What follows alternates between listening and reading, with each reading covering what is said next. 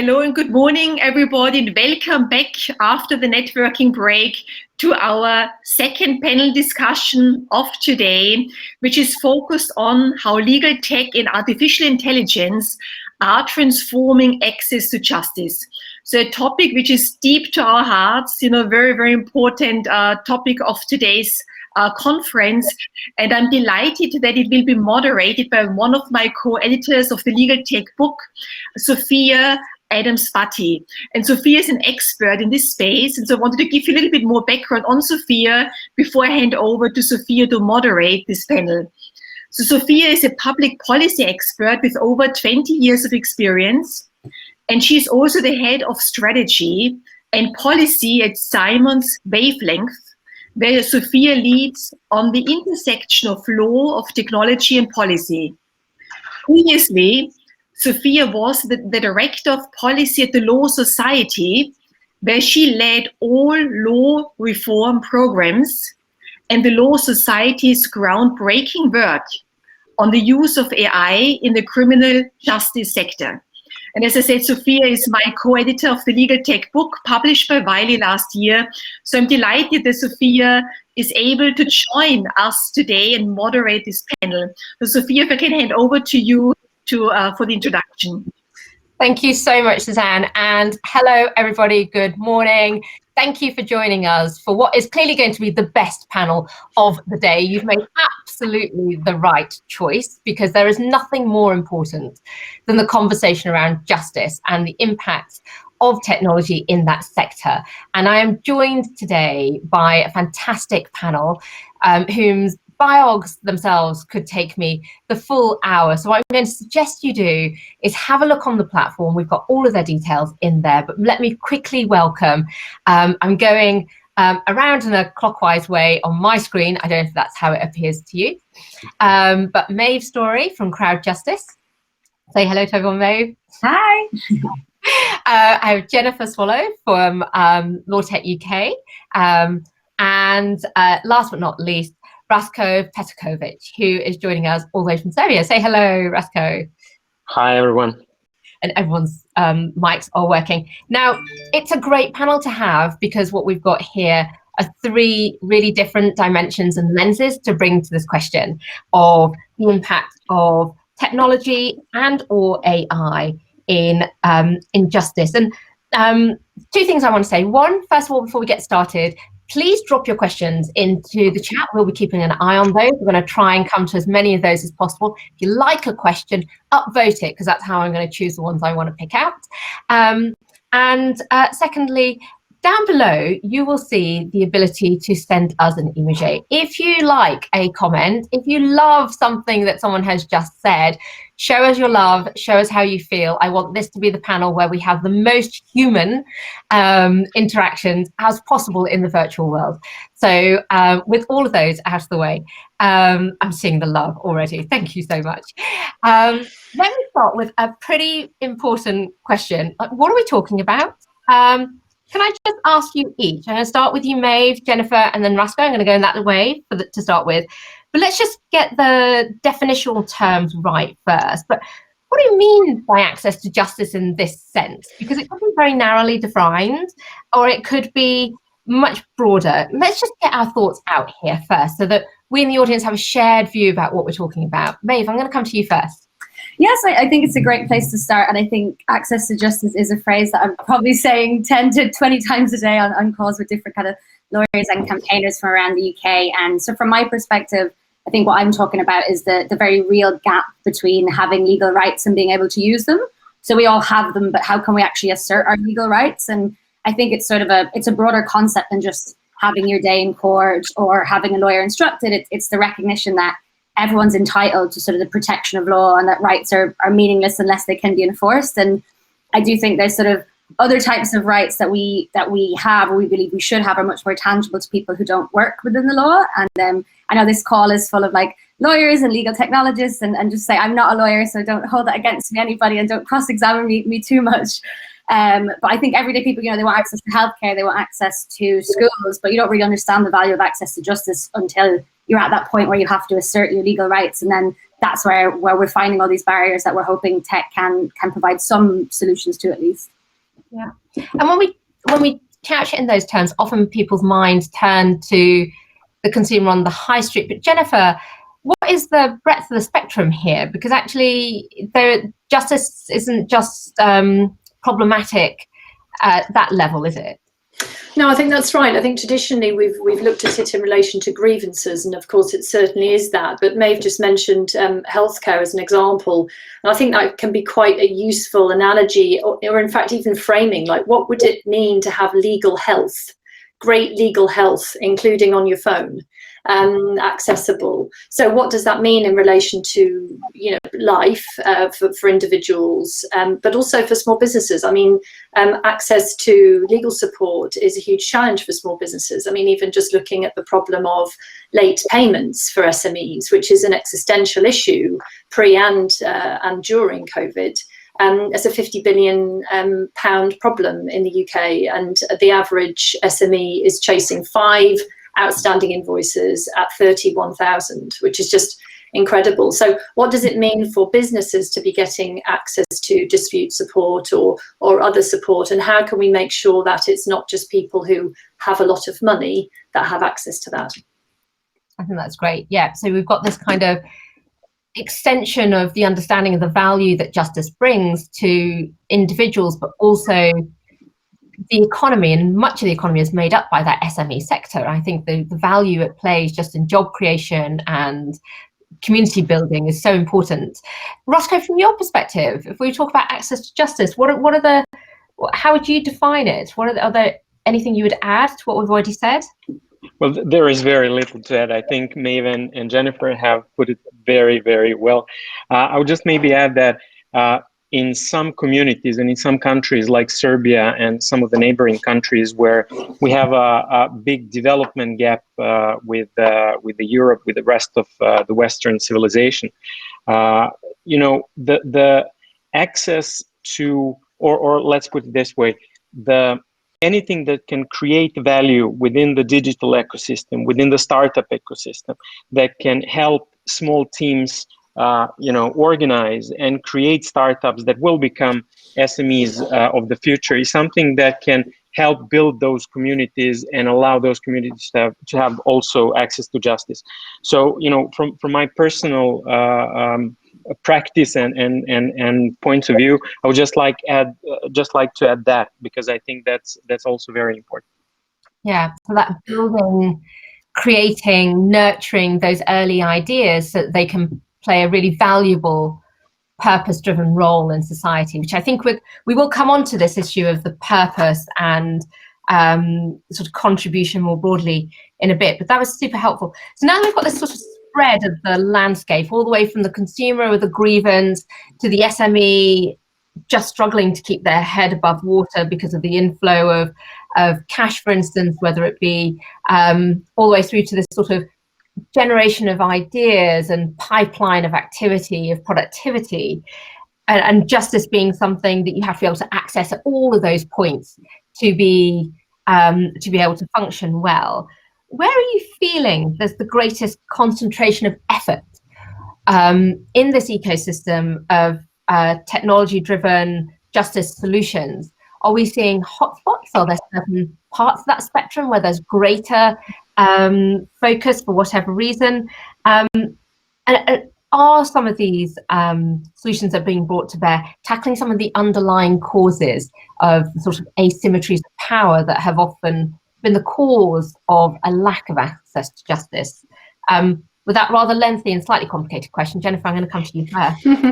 It's kind of two elements to that, aren't there? One sort of the landscape and the other the power imbalance. So the total legal services market worldwide is about $1 trillion. And law tech total, including AI, to any technology solution is about $1 billion. And the A to J bit of that is estimated to be about 5%. So I think that's probably quite a profound and moment for pause, really, of why do we not have more innovation in this space? And potentially we can explore that here for how we can accelerate it. But we are seeing growth, and certainly in the UK market, for example, and access to justice, LawtechUK's remit is actually not citizen access to justice.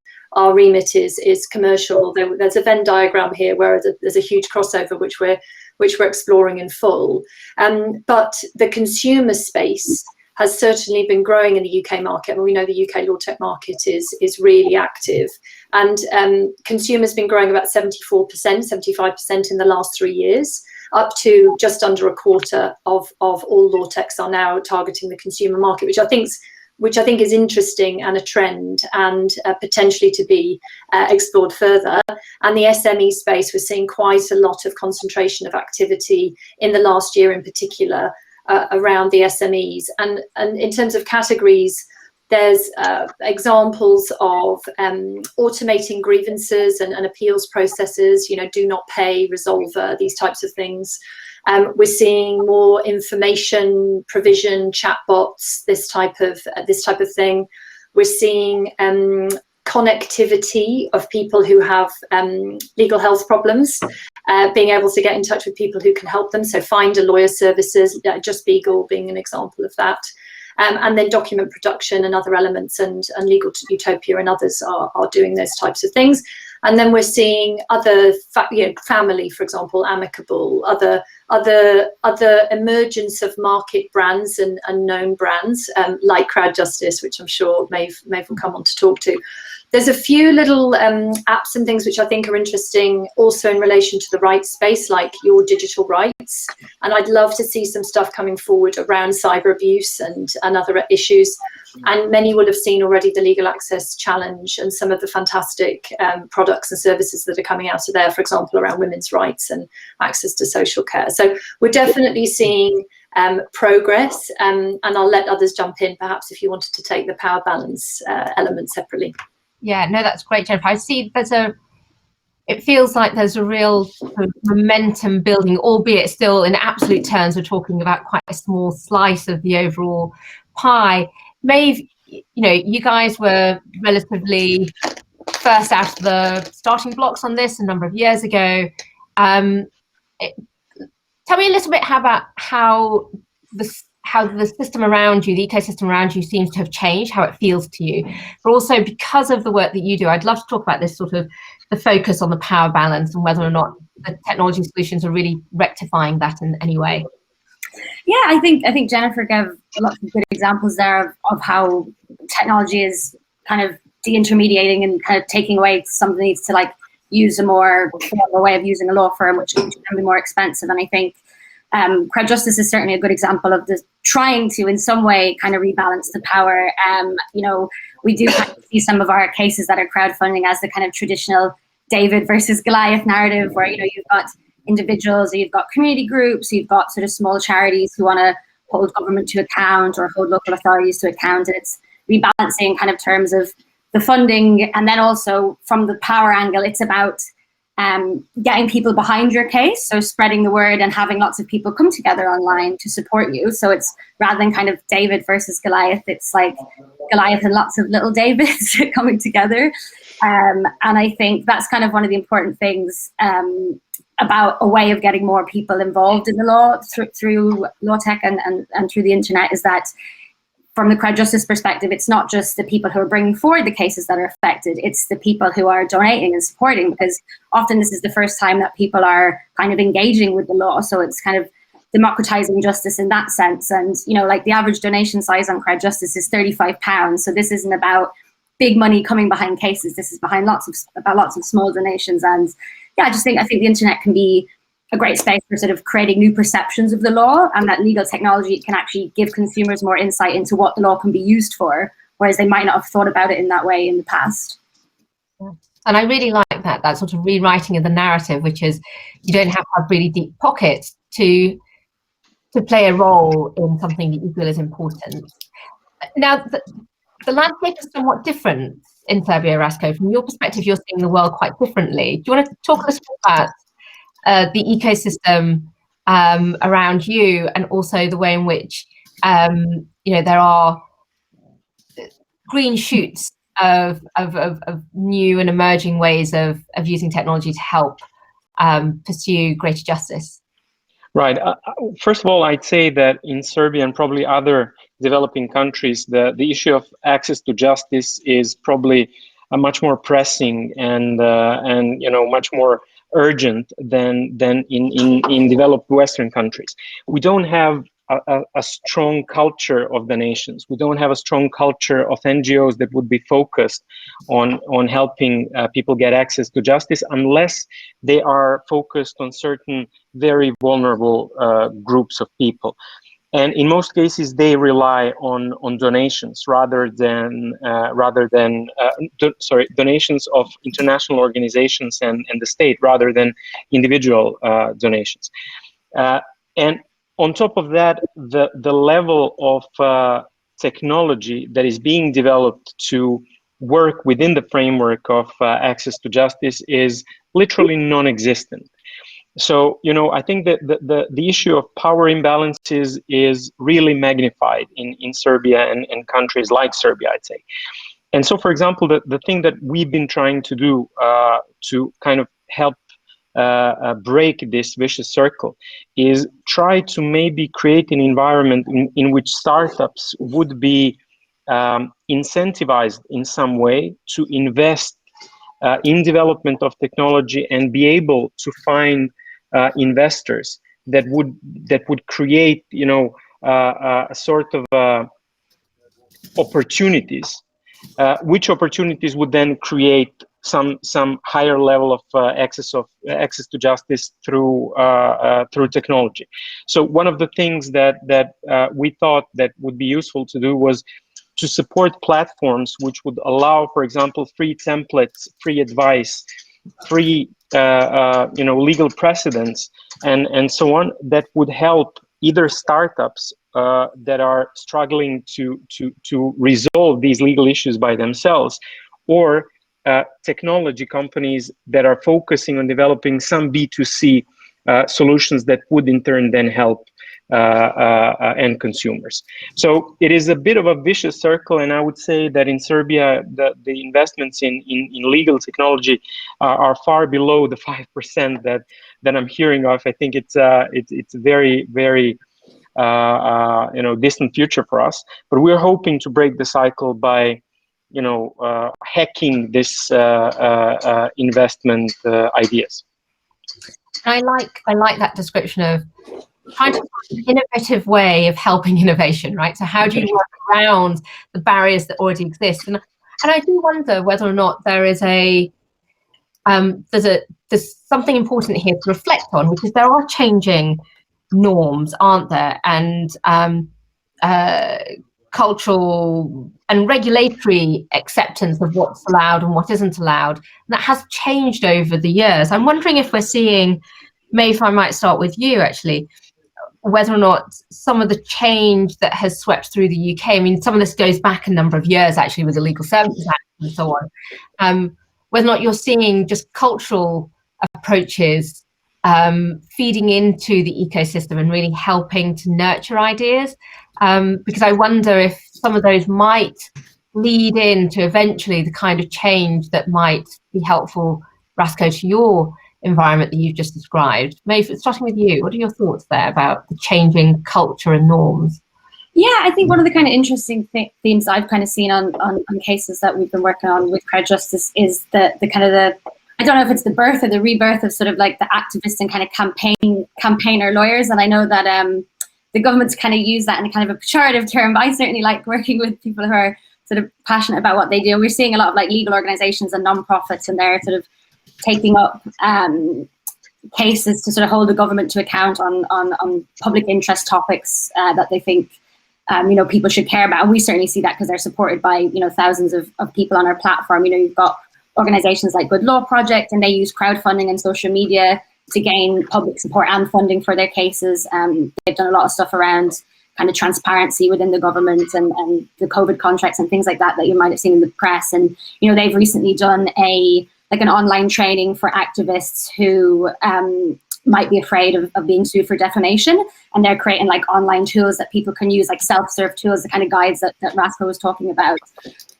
which I think is quite interesting. And there's another firm called Foxglove, for a not-for-profit law firm, and they're aimed at sort of holding technology to account. So it's quite interesting because they're using technology for justice, but also fighting against injustices within technology.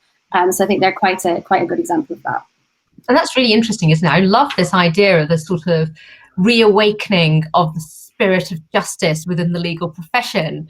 Jenifer, you're probably seeing this from lots of different angles, because you have lawyers who are part of the tech community who've found another purpose, to repurpose themselves through technology, and you've got those coming from outside in looking at justice differently.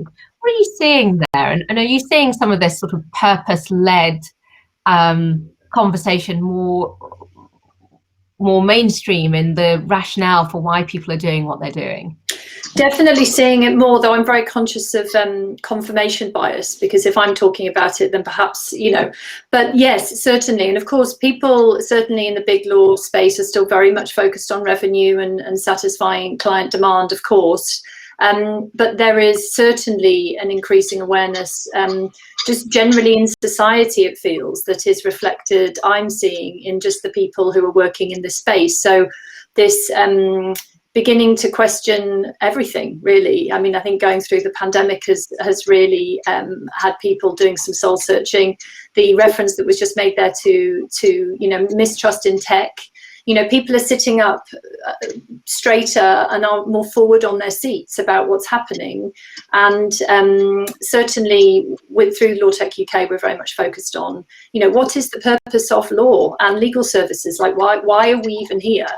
What did we start this all for in terms of our own career journeys, and what did we buy into when we bought into it? And are we delivering on that yet?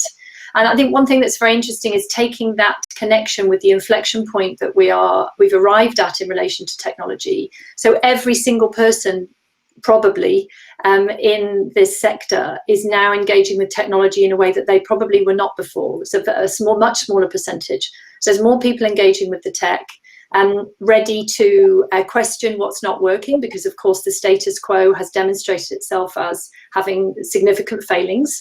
And there are things that we won't be able to do it how we did it before anymore. And I think that plays into it also. And then also take, the government strategy around digital first.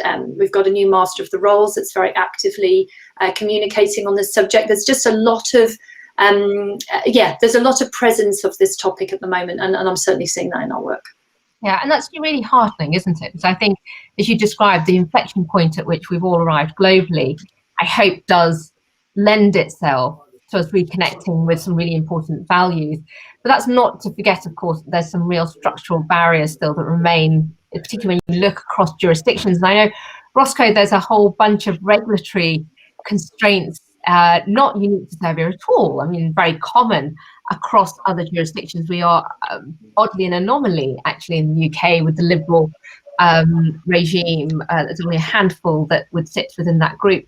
Are you seeing a shift in Serbia and also in other jurisdictions that you have contact with, Rastko, of wanting to push the boundaries of the norm, and has the current climate provided fire to that platform at all?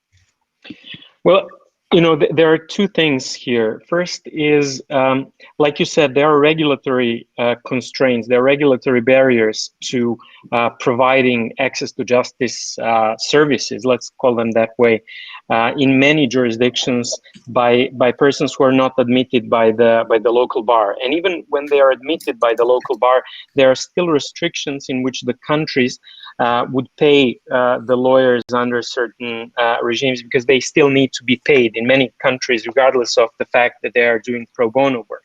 So all of these regulations are creating obstacles for either the organization, the nonprofit sector that is trying to engage in this, but they're also creating barriers for law firms that would like to take part in this. So for example, our law firm is really unable to provide whatever services it would like to people who need access to justice in whatever way. So this is highly regulated.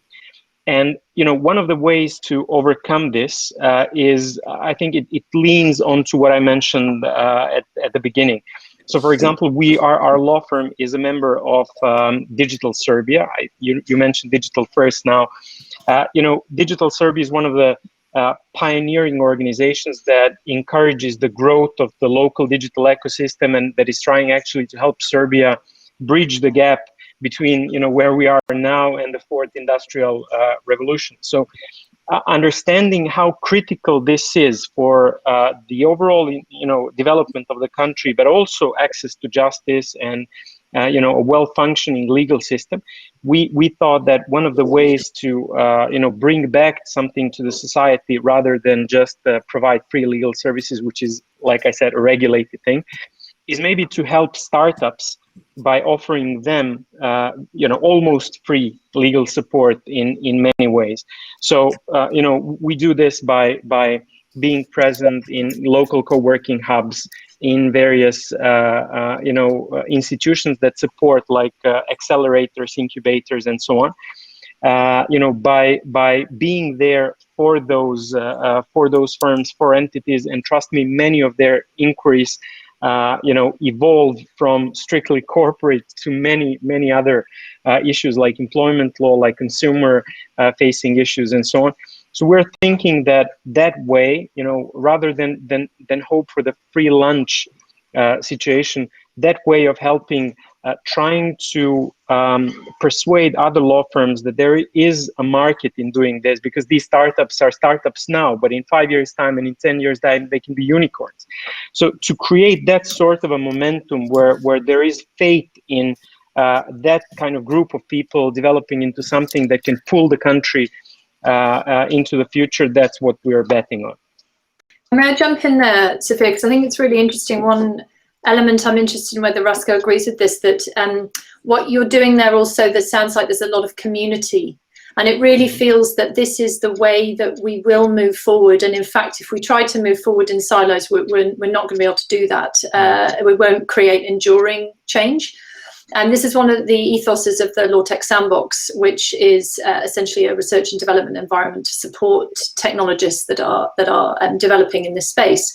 So the ethos is to wrap around those people, the people that they need: decision makers, collaborators, technical folks, experts, government input, etc., and provide them with the support that they need. And I wonder what you think about that. It feels like that's very important. We've also deployed that with the regulatory response unit. So as Sophia mentioned, in 2007, the UK market's laws actually changed such that it is a liberalised market compared to what you just described.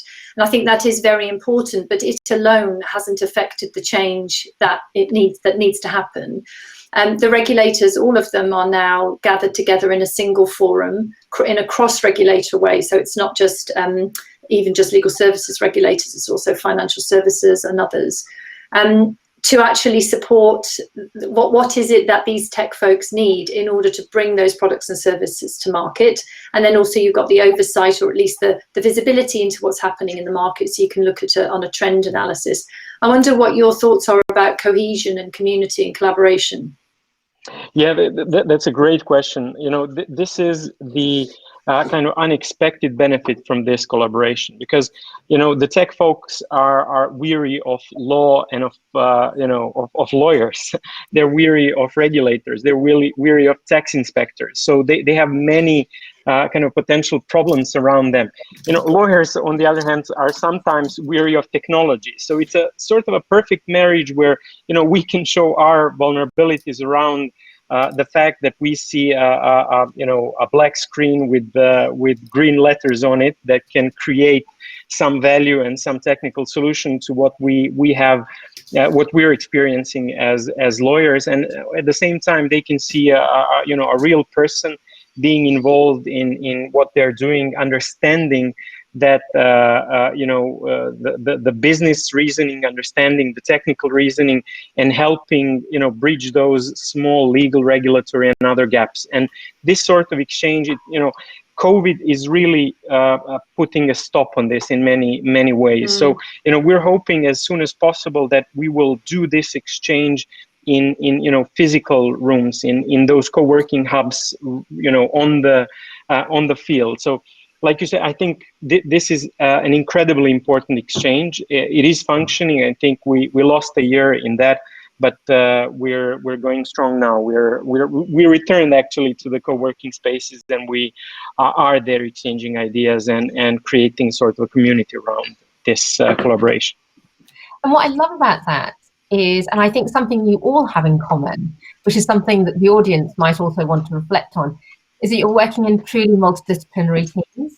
So you're taking technologists and lawyers and designers and working together. And I think that has to be, and I'm kind of self-enforcing a belief that I already have, but I think it really stands out here as being the secret to some of this success, which is just drumming home one vertical expertise isn't actually going to be the breakthrough point, and it's bringing people together and treating each of those disciplines with the respect they each deserve. They're all equally important, and so I think that's something you've each demonstrated in your own ways.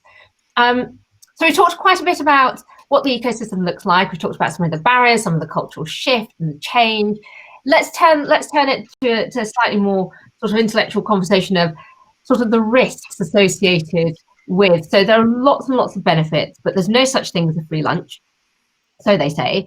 And in the same vein, technology might well enhance access to justice. But what are the costs and what are the trade-offs? What are the risks? And these trade-offs are real trade-offs, right? You can have the most efficient court system, but in exchange for what? Can you say a little bit about your own thoughts around that and whether or not you feel those risks are overstated or understated? Which risks matter most to you in that way? And Rastko, maybe I'll start with you actually on this one. Yeah, well, around 45 to 50% of the people in Serbia are unable to either use email or create a Word document. So, creating an environment in which courts would accept submissions with digital signatures and allow for people to be present in courtrooms without, without being physically there and really having access to justice is, a dream unless that issue is resolved first. So, we have to be mindful of that, and advancements in technology and the increased use of technology to allow access to justice can also increase the gap between the people who are, really, privileged to have technology in Serbia, because that's a privilege in Serbia, compared to those that don't have this access. So, what has to be done is be physically present with them and not only be concerned with how technology can be used to help them. And secondly, work on digital literacy of people. And I think this is crucial all over the world. Right now, another organization in which we are a member, which is a feminist organization called AFA, is actually working a lot to help, especially women around Serbia, outside of large cities, to be able to use their even mobile phones and laptops to be able to send an email, to create a Word document, to digitally sign something, in order for them to take benefits of all of the access to justice technology that is either available right now or will be available in the future. Unless we help those kind of efforts, we will just increase the gap between this. Yeah, that's such a really important point. And we've seen it on so many fronts, haven't we? We've seen it with those of school age who are in households that don't have any technology, and how left behind they have been through the course of this year, and the long-term harm that will continue to cause unless rectified. Maeve, you sit at the cusp of having a platform that's very technology-driven, but aimed at helping some of the most vulnerable, or protecting and fighting for the cause of the most vulnerable. What are your thoughts here, both about Rastko's highlighted issue of the kind of digital gap, but also other risks or concerns you might have? Yeah, I mean, I very much agree with what Rastko said. I think kind of tech, it's only as effective as the human beings who use it consider it to be. So while we might think, the site on CrowdJustice is really flashy and it's easy to go through and it's easy to set up your page, if somebody doesn't perceive it to be like that because they haven't, used the internet or technology in that respect before, it's only as good as they find it to be. So I do think there is an issue with educating people on, how to use our services. And we do try to offer very sort of human-focused customer support as well. So we are always, people can pick up the phone to us, and we can kind of talk people through the process. And even kind of in like the legal cases that we're seeing on the platform, we're seeing this topic come up. So we've had a couple of different cases to do with the EU settlement scheme, and how a lot of more marginalized people and more vulnerable people are finding it hard to apply for their settlement status here. And, they've been living in the UK for 10, 20 years, but yet they don't have access to the ways that they can prove that they've been here. So I think it's quite a complex one, and not something that I think I have an easy solution to on the CrowdJustice side, nor in general. I think there is a big education piece there, and it probably would take sort of governmental and institutional commitment to increasing that tech literacy. Yeah, great. Thank you. And Jenifer, I think you sit at such an interesting nexus. You have a relationship into government. You work both with the law firms and the startup community. What are the sorts of the downsides or the trade-offs, like the explicit trade-offs that need to be understood and discussed before we press on? Do you know, I wonder the degree to which we actually even know whether they are in fact trade-offs. And this is my sort of evaluation of it. My experience discussing this topic, engaging in a detailed level on tech, is that people are really thoughtful on this subject. There's a high degree of awareness of the risk. I mean, personally, I worry that we won't think it through properly. I worry that we will lose human interaction. I worry that we will have bias and decision making, but we have that already. How do we manage it? I worry that there'll be tech failure. But the truth is, what we've got at the moment is not sufficient. So what can we do to have discourse and evaluation around this topic and build frameworks and tool sets and oversight models such that we can deploy, test, evaluate, and have transparency? One of the things that I think is I'm very aware of is when you give people information in the right format, that's empowering. And that's where we need to get to. I don't think we should be like, oh, well, they won't know or they won't be able to do it. People can learn, and they do learn. So it's just a question of how do we do it? Not necessarily that we shouldn't do it, but of course we need to be very thoughtful about how we approach it. So I think transparency is super important, particularly if there is AI involved in decision making. But what I am seeing also is how technology is already empowering the people who are delivering these products and services to actually be better equipped to deal with people than they might otherwise be. For example, vulnerability. We're working with one tech through the LawTech Sandbox, Amplify Global, that's actually be able to interact through the product and service in a way that can surface potential vulnerabilities, such that then the human element can be brought in a more focused way than it might otherwise not have been noticed. And of course, what we know about vulnerability is that it isn't just a cohort of people you can put in the corner and say they are vulnerable people. We're all vulnerable at some stage in our lives, depending on what's happening. And so being able to have tooling that supports that, I think, is going to enrich us greater than potentially that we're able to identify that today. So I think that's really important. And digital literacy also, the way that a product or service is developed can actually teach somebody a lot more in an interaction than trying to teach them in a traditional sort of legal and education type of approach. Of course, we spent a lot of money on public legal education, and we're not where we need to be. So it's really important to think about other approaches.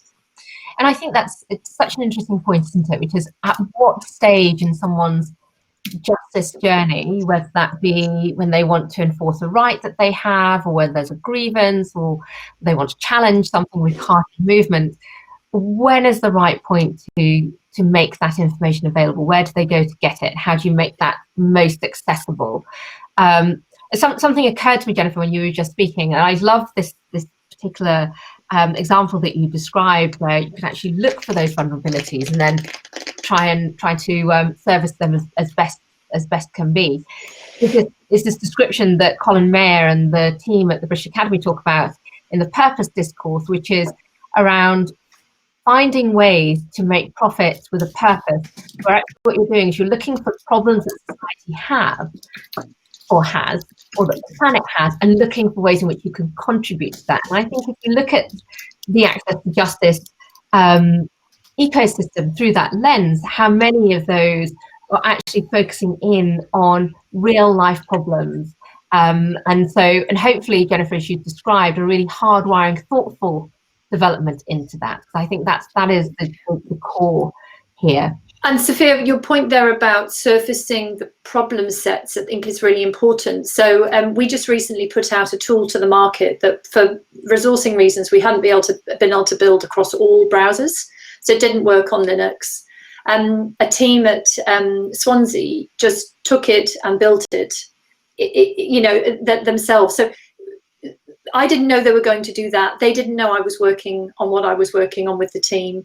So what else out there could we actually go after, and could have much more straightforward solutions and approaches than we can in our minds think of alone? And I think that's something that goes back to the collaborative working approach and cross-disciplinary working approach we were talking about before.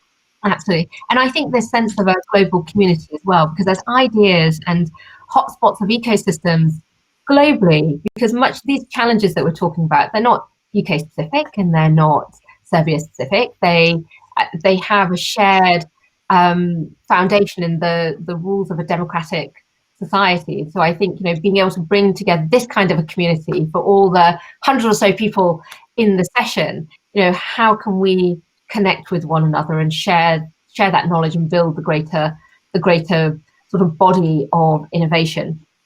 Now, I want to turn to each of you as well to think about the sense of where next. Now, you're each pioneers, you really are. You may not describe yourselves as that, but you really ought to be. I'm sure it will all give me lots and lots and lots of thumbs up when I say this. You're each pioneers in your field, and the ways in which you've taken to this, look at those thumbs up, taken this mantle of looking for ways in which... Forced thumbs up. They're not.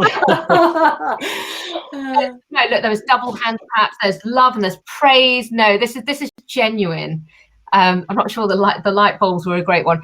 But I think you've each taken to that mantle of pioneering really with such inspiration when I look at what you've achieved. But we are still very much in the foothills, aren't we, of the way in which technology can really make a positive impact on justice and access that people have to that, whether they be individuals or SMEs or startups.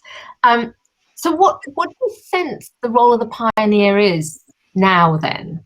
And what comes next? What would we like this ecosystem really to achieve? And I think, Jenifer, I'm going to come to you because you have the most sort of rules of engagement around this in your role at the moment, don't you? It's quite there, front and center in your job description, is to make the law tech ecosystem in the UK the most, I can't remember the wording now, but I imagine it says flourishing, or it should do. First of all, what is your vision for the pioneer now, and how do you think that you would like to see things panning out? Super simple, just show what's possible. That's what I feel we can all be doing, and to do that we need very practical things to apply ourselves to. So it's all very well having the theoretical conversation, but what are we actually going to do about it in practical terms? CrowdJustice have built this entire platform. It's having a meaningful effect on many people's lives. It's affecting culture change. What are we going to do? What are the proofs of concept? Now, of course, LawtechUK, we had 2 years of funding. We're not going to achieve digital transformation in 2 years, nor are we going to do it by our hands alone. But what we can do is spin up, establish proofs of concept so that we can show what's possible. People can see that, be involved with building that, and then that can be built on as a foundation. So that's the approach I'm living, that we're living, and that's what I really feel we can be doing. So there was an example there earlier about, can we surface the problem sets? Do we know what the problem sets are? Can we stack rank them? Can we align the people who are interested in solving those particular problems together? and establish R&D projects or whatever it might be. Who is building what, and can we bring them together in a networked way so that we can help those development cycles go faster? And then what is the policy engagement? So it's fantastic to have government backing of LawtechUK. I mean, that's why it exists, because the government is committed to this as a policy initiative, and that's what we need. My sense is that public-private collaboration is also very important. The other thing in the A to J space, which I find an interesting feature, is its sort of traditional emphasis in not-for-profit. And I'm very interested in what it would look like for it to be some financial gain. And I'm not talking about exploiting people by any means, but most people can pay a little bit. So what would that look like? What would new models look like that actually involved sustainable working, sustainable support? Obviously, for many, that won't be an option at all, but for many it will. And I think that's really interesting as well for us to consider that and experiment responsibly with new models, and really just let's show what's possible. That's really, really interesting, quite inspiring actually, Jenifer, to think about this. You know, I love the idea stack. I love this sort of showing what can be done, because it's all about proof of concept and sort of lighting the way in some respects. Maeve, you were, as I said earlier, you guys were first out of the blocks. You're the grown-ups in the startup community. People look up to you, actually. They look to you and they probably think, oh, okay, if CrowdJustice can do it, I can maybe do it too. What next do you think for the ecosystem? What role would you like to play? And what role do you think organisations like yours at the same stage of development might want to or ought to play to help deliver greatest benefits? Yeah, I think I sort of echo what you, Sophia, and Jenifer have said, that it's more about kind of the problem than about the pioneer. So our founder, Julia Slasky, who's an ex-lawyer, and she previously said, she didn't set out to be a founder, she set out to solve a problem. And I think it's that kind of solutions-focused mindset that can make the difference. And the issue of access to justice, it's so far-reaching. And what I've already said, CrowdJustice, we're trying to tackle just one small part, right? Just the kind of funding part, and not even for everybody, just for a small section of the funding part. And I think when I look to the future and kind of next iterations of CrowdJustice, and have tech start opening up other barriers, I think it is that point of helping people know their rights. And I think it's that first, how do you know you've got a legal problem? And that very most basic part that I think is still really unclear and difficult to get to. And there are people kind of working in this space. Like there's a great employment lawyer called Tara Grossman, who some people might know, who's working on a tool called Litigation Friend. And that's a self-serve tool for employees to go on and find out if they have a grievance. And it gives, templates that you can use for dismissal appeals. And they've recently launched a tool for gig economy workers. How do you find out if you are a worker? Are you an employee? What are your rights? And so, as has kind of already been said in this call, the collaboration between funding platforms and platforms that know your rights, how can we all kind of work together so that there's a seamless journey for the consumer, that they find out that they have a problem, then they know how to fund it, and then they know what to do next. That's great. And I love that. I love the idea of seeing each of the players as a standalone contribution, but linking yourselves to a broader journey to the ecosystem and acting as a whole in very much the definition of an ecosystem. Rastko, in your environment in Serbia, actually, you're a little bit in the earlier stages of the sort of the innovation journey in legal, and so you're standing out there. You're, as you described it earlier, hacking around what is available, what you are allowed to do. It probably stands out even more, doesn't it? Because there aren't many that are doing what you're doing. What do you hope for next in that pioneer's journey? Well, I think showing what's possible is really a motto of this question, at least part of the panel. And the opportunities to, I would just say we need to do more of what we're doing already, and we need to motivate more law firms, more organizations, more co-working hubs, more other similar smaller communities to engage in that as well. And I think that the more of us play the same game and understand that being a lawyer or working in a law firm, thinking about the traditional law firm model is, if you only think about profits, you won't go very far. But I think if you think about the ways in which you can create a marriage between, something that is a long-term viable solution and helping the community, I think it's going to profit everyone. So the more folks realize that this actually works and that this is not wasting time, this is not wasting money. I would just like to give an idea. Our junior lawyer spending a week at a hub answering questions from strangers, from startups, that's creating an excellent lawyer, because they don't get exposed to those sort of questions every day. They don't get exposed to that sort of environment, situations that they are hearing, and the new creative ways of solving other people's problems. So I'll just say more of the same, and including more people. I think inclusiveness is extremely important for this to work. I love that. Now, I have one more question before we turn to the Q&A. I want to make sure we tackle some of the questions that are in there already. But the one thing we haven't mentioned, which is kind of odd, is the data word. We haven't talked about data yet. And I'm sure we could have a whole panel conversation about data access and data needs and data privacy and the role it plays in driving innovation. But what are your thoughts around the most important aspects of the role that data has and plays in this sector? And if I could grant you one data wish, what would it be? I'm going to go to Jenifer first. Yeah, great question. So I think here about parallels with other sectors, fintech, but also particularly health tech. So what we've seen through the pandemic is public-private coming together and discourse and governance being established that can enable the proper collection and management and use of data within a framework. And there's a fantastic report by Natalie Byram on this subject that talks to the lack of maturity that we have at the moment on this topic in the justice sector, and that's a real opportunity.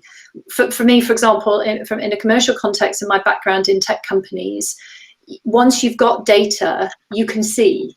And if you don't have data, you cannot see.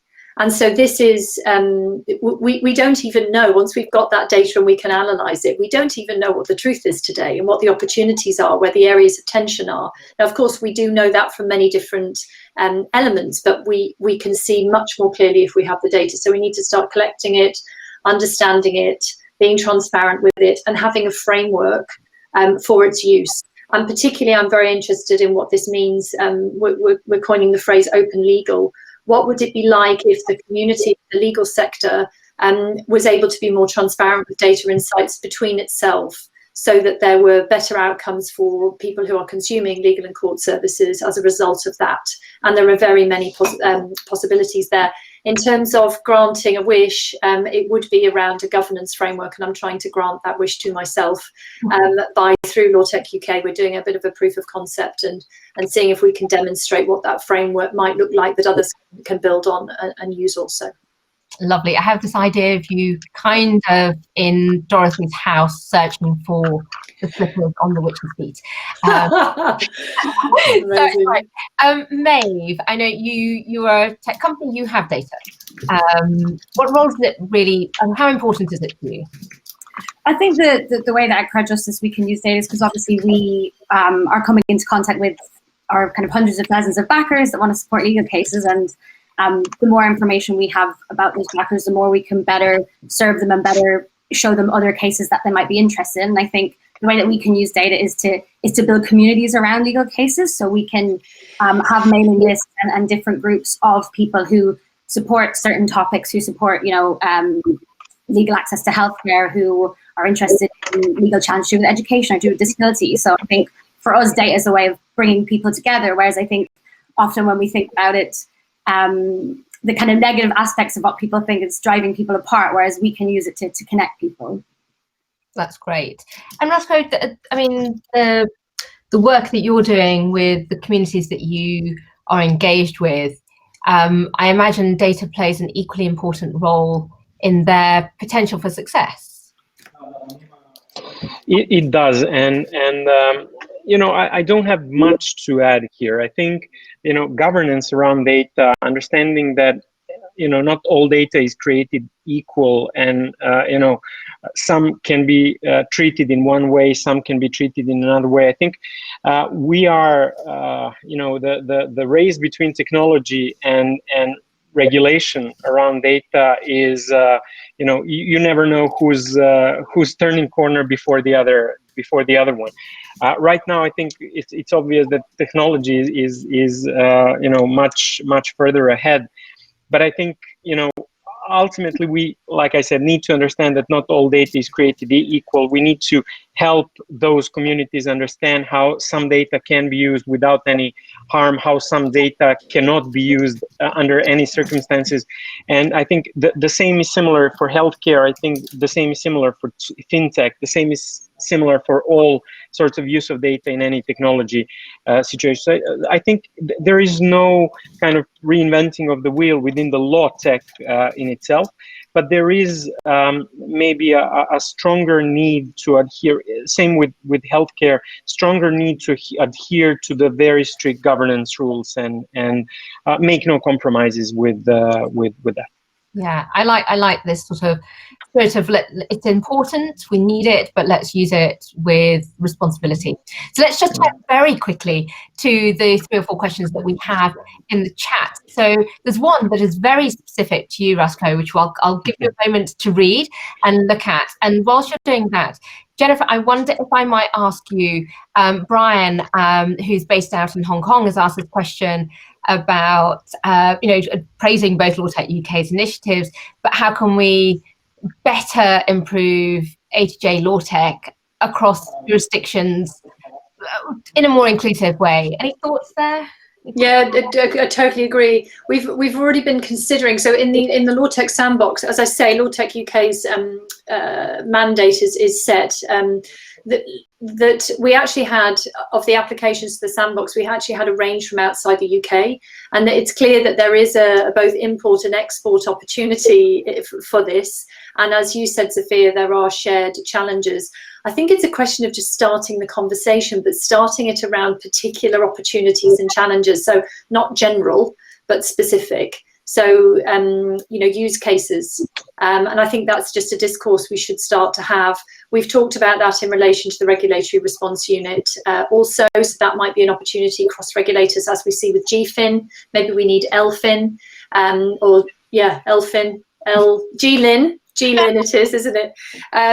So there's certainly opportunities there, and we'd be very happy to discuss. But I also think there's the opportunity, I mean, there are things like the Global Legal Hackathon as well, where teams can also come together. They don't have to be facilitated by government or backed by government. There are cross-border opportunities across the piece. Yeah, just put power to the elbow somewhat in some ways. Rastko, do you want to answer this question from Maeve? About the legalities of scraping information in Serbia, and whilst you're answering that, Maeve, I was going to then come to you finally to talk a little bit about David's question about demystifying, so guidance for those as to how to kind of make sense of all of this a little bit, places they might go, and Jenifer, you might have a view on that as well. Yeah, well, the question is extremely interesting, and I, for first, would exceptionally like to have, you know, blockchain solutions introduced into legal system that can help in all sorts of scenarios, like, you know, land registries, court decisions, you know, all sorts of things. I think, you know, smart contracts, you name it. There are so many use cases where blockchain can work to actually you know, equalize access to justice, where it could bridge the gap and so on. Unfortunately, right now, I would say this is, you know, the question as it's posted, this is not possible right now for 2 reasons. First of all, I think blockchain is not recognized right now as something that provides immutable, legally valid documents or any sort of pieces of information. I think that is going to change relatively soon. We have a law on digital assets that is actually allowing for some sort of cryptocurrencies, some sort of smart contract applications, and so on. But I think that the second problem, which is the bigger problem, is to, in order for having blockchain introduced into a legal system, you need to have judges that understand it, that can apply the nuances of blockchain, of immutability, and so on. And I think for that part of the question or the problem, we're still far from having it resolved. But I think it's a great question once again. Yeah, thank you, Maya. Yeah. So Maeve and Jenifer, we're almost totally out of time. The one thing you might recommend to David in terms of ways in which to demystify the access to justice. I think kind of from our side, what we're seeing is there are lots of different legal charities and non-profits, but they're often quite bucketed. Like there's women's rights charities who offer advice lines and things like that. Or we work with a charity called Access to Justice Foundation who work with litigants in person, and they try to make people's legal rights more clear to them. But I don't know, Jenifer, you might have a better kind of understanding from a governmental perspective. And there are, I think the access to access is a very interesting point. There are environments particularly in the business law space of where people are now consuming a sort of app store style, and that is something that could be explored. But honestly, the great products, people do find them. It's the same as fintech and market leaders start to emerge. We are at this level in the life cycle of the sector. And I wonder to what degree intervention is needed. Perhaps it's more a question of those in the particular space need to become aware and educate themselves as to what is out there. They can then start discussing those as options with people. Word of mouth will also spread. And the regulator community can also support with that as well, surfacing and supporting along those lines. I mean, there's lots more that could be said, but conscious we're out of time. Great. Thank you very much, Jenifer. And thank you to all of you for joining us. Thank you for your questions. Will you join me in one massive emoji rush of love to thank my amazing panel, to thank Maeve, Jenifer and Rastko for all of their great contributions and thoughts. And I'm sure we could have carried on for much longer, but thank you so much. And I'm going to hand back over to Susanna. Keep that love coming. I want as many emojis as possible.